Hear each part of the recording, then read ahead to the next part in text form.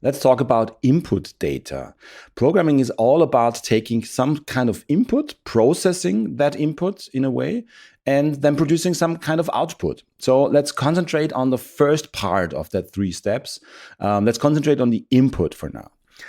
Think about it. If you are interacting with any kind of electronic system, there's all kinds of inputs, all kinds of information that's fed into the system, that's provided to the thing that you want to achieve in order to be able to achieve it, right? And so let's take a very, very easy example or simple example. What about if you write a text message? Or let's start with a phone call first. What about if you want to make a phone call? What's the input data for that phone call? Well, obviously, it's the recipient's telephone number, right?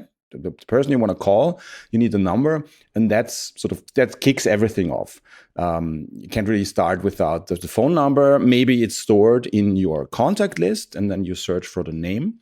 And then with the name, you've got the telephone number. But in order for the whole process of making a phone call to take place, you need that phone number somehow. Either you type it in manually or because you know it by heart, but people don't really, me included, don't really know any phone numbers by heart. Now, I'm that old that I remember having a telephone with that dial that you have to turn, that disc that you has these holes in it.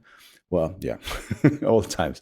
Okay, so phone number, making a telephone call, you need a phone number as input data. What about writing a text message, an SMS message, as we say here in Austria?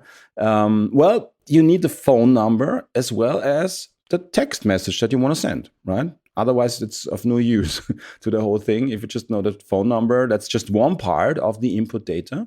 The text message is another part that we need for this process to take place, right? In order to send a text message, you need both these kinds of information. So it's actually not a big, blob of unstructured information.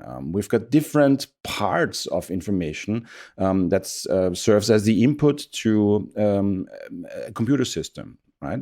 In the example of writing a text message, it's the text message, and it can be of a different type than the telephone number. The telephone number consists mainly of numbers, digits, right? The text message can be alphanumerical. You can choose and use letters there as well. So we've got different data types, and we will talk about data types in a later episode. Okay, so what about a more complicated example, like getting cash out of an ATM, a cash machine?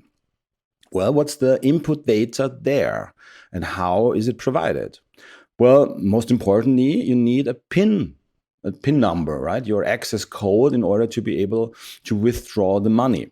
So that's one kind of input data, but it's not the only one because just really typing into your PIN doesn't really tell the system how much money you want to get out, right? So the amount of money that you want to withdraw is actually the second part as input data into that process of, getting money out of a cash machine.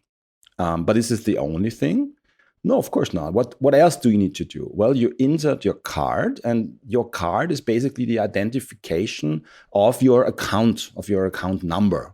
It's probably not stored directly there, but we don't really worry about the details here. The important thing is that you need the PIN, the amount, but also the account number of your account where you want to withdraw the money from. And with that account number is accessed another kind of information. It's the current balance of your account, right?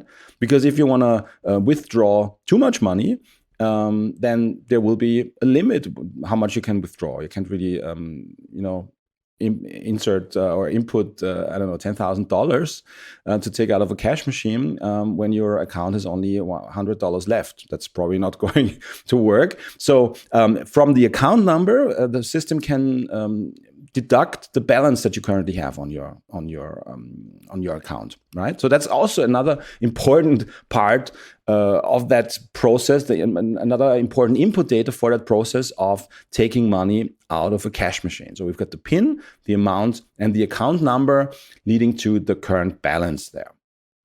Let's take one last example. If you're writing an email, what's the input data there?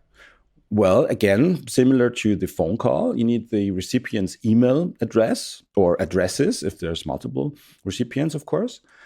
Usually you've got a subject that you want to type in there, and you've got the body of the email message. And all these three types of input data are alphanumerical, right?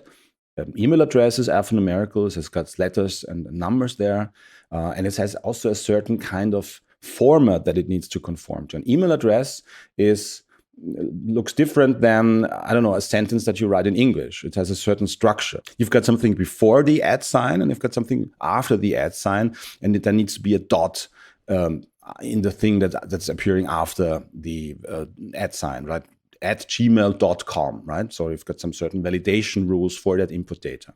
But you've got that email address, the subject, and the body, and all of them are alphanumerical data types, meaning you can mix letters and symbols like ampersand and colon and so on, and numbers. So all kinds of input data, and it's important to recognize and to think about in your daily life. I invite you to do that, actually. If you're interacting with any kind of electronic system, with any kind of computer system, think about what's the data that's needed in order to, kick off the process that I'm about to do here, to execute here.